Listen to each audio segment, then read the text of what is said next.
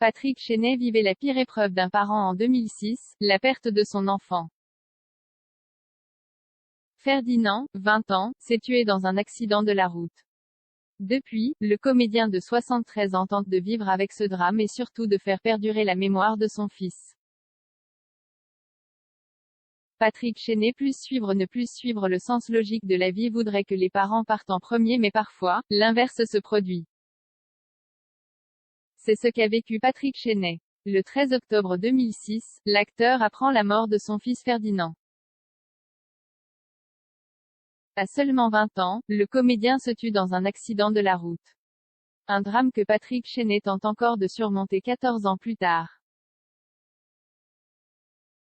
Le soir même de la disparition de son fils, l'acteur est même monté sur scène. « Je pense que ça aurait été pire si je n'avais pas joué. »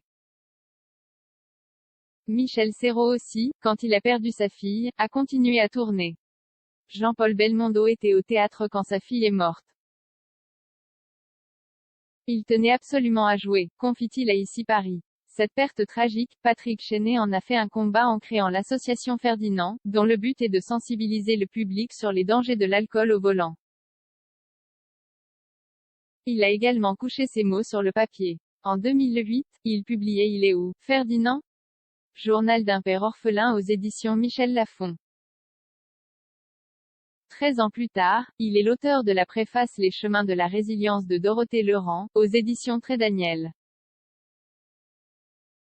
L'année est scandée par les rendez-vous avec lui. L'homme a une capacité de s'adapter à la souffrance et il vit avec, sinon, il aurait disparu depuis longtemps. Il a une faculté d'adaptation aux événements qui font partie de la somme de ses expériences, affirme Patrick Chenet, toujours à Ici Paris. Après l'accident, je n'avais pas envie de me sentir plus fort.